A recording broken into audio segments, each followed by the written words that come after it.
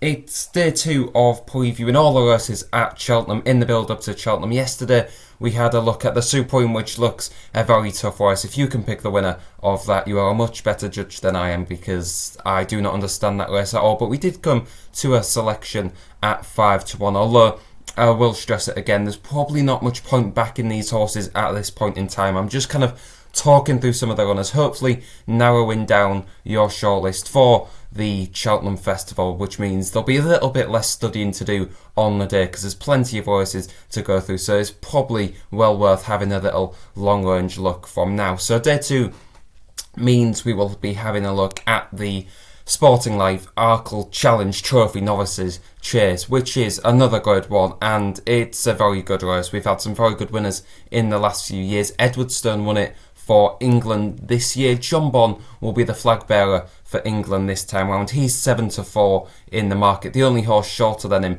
is El Fabiola, and we'll start with him, who a horse that doesn't have the most experience over fences, just the two starts, but he was pretty good on debut at Fairyhouse, and he was even better at the Dublin Racing Festival. He loved the strong pace, and he beat some very good horses. He beat Appreciate It comfortably, Dysart Dynamo comfortably, and he just went further and further cleared. Bambridge was 10 lengths behind him. Appreciate was a nose further back. Dysart Dynamo a half length further back. So them three finished in a heat. But one thing for sure, El Fabiola was much the best horse in the race. And he did make a few mistakes on his way around. He's not the most polished jumper yet, but you'd expect that with that being only his second start over fences. I think he really liked the stronger pace. He's one of these horses like probably Shishkin was when he ran in the Arkle. He's a proper stayer over this 2 mile trip. He'll keep on galloping all day long. He might not be the flashiest. I think some of his fences, he didn't make the best shape. He did make a bad mistake. I think it was 4 out, but the way he recovered, got going again, and turning in, there was a few horses in a line, and it's the likes of Appreciate It who's gone and won a Supreme by 24 lengths. Dysart Dynamo, who won by half the track last time. You can't knock this form at all. Bambridge was well off the pace and stayed on into second. That just shows how strong of the pace they went. So for El Fabiolo to hit the line as strongly as he did, that was very impressive. He's 6-4 in the market now, and I think it's hard to weigh up the form between El Fabiola and John Bon, because we know as hurdlers there was nothing between them. John Bon beat El Fabiola at Aintree last season. El Fabiola was less experienced coming into that. John Bon did have a harder race at Cheltenham, so it's hard to weigh up who was lucky or not. I think John Bon probably was the best horse that day, and John Bon can jump a fence very well. We have learned that in his first 2 starts. He was both electric. At Sandown, I think that probably is his best run so far. He beat a horse in Boot Hill who, although he has been beaten since, he does look a very good horse. He did win a race at Kempton in between getting beaten as well. So Boot Hill definitely sets a solid standard. He's a 152, 153 rated horse every day of the week. So for John Bon to put him aside relatively easily, that was a strong piece of form. Although what happened at Warwick, I do not know. He was sent off 1-16 and he was 2-1 in running, which kind of says everything about the performance. He jumped right-handed.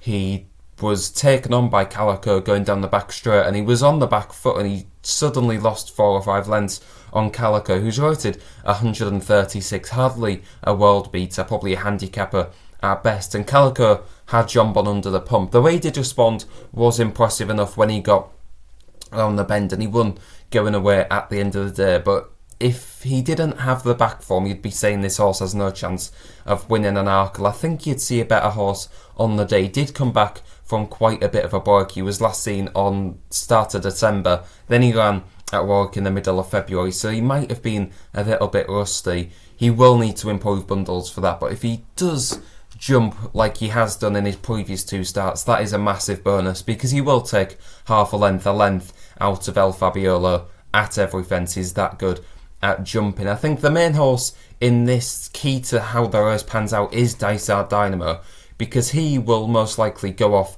out in front and will set another strong pace, which will definitely suit El Fabiola. Whether it'll suit John Bon, that remains to be another question. John Bon so far has looked good when making all. He just hasn't seen another rival the full way around. If Dysart Dynamo goes off in front and he can jump left, he can jump right, will that affect John Bon? I think it might do. Hopefully Dysart Dynamo doesn't run for the sake of John Bon's chances, because if he goes off fast, if John Bon tries matching up with that pace, then he's going to be going backwards and El Fabiola will be hitting the line strongly. So I think Dysart Dynamo probably is the most important horse in this race. If Dysart Dynamo doesn't run, I would be very surprised if John Bon doesn't make all, wing every fence and win by 4 or 5 lengths easily. If Dysart Dynamo turns up, then I think it is a real 50-50 between John Bon and El Fabiola, just because of how fast they're going to go out in front. But Nicky Henderson does usually have a good record on the Tuesday. He had some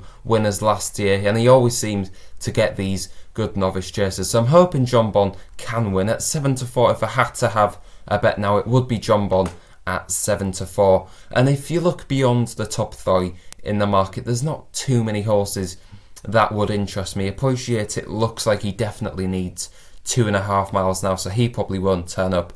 Final Orders is one for Gavin Cromwell, who's won 5 or 6 in a row. He's developing from a handicapper up to guided company. Whether he's good enough to win this, probably not, but he'll jump round well if he does turn up. Haddocks de Zerbo is another one who's developed through the handicap ranks for Gary Moore. He's probably going to turn up in a handicap, you'd assume. Bambridge is definitely going up to 2.5 miles. Sanoir, we didn't know how good he was because he won a good one on his penultimate start. Phil Daw did make a terrible mistake that day, but I did have a feeling Sanoir was the best horse anyway.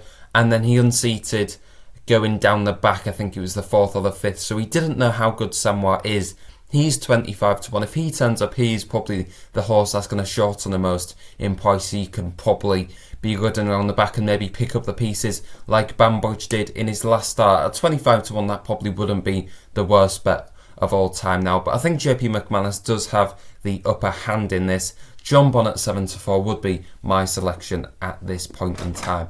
Do let me know in the comments who you fancy. It is a real 50-50 race. It does divide opinion. I'm just about in the John Bon camp, but I'll definitely be waiting till on the day to have a little bet. So that's all from me in the Arkle. Next up is the Ultima, which I'll be looking through some of the trends, which usually works out quite well once the weights are out, so do keep an eye on that. But next will be a talk through the Champion Hurdle, which does look a one-horse affair in Constitution Hill. That'll be a nice and short video for you. Do make sure to subscribe so you don't miss any of them videos. Thanks a lot for watching, and I'll see you next time.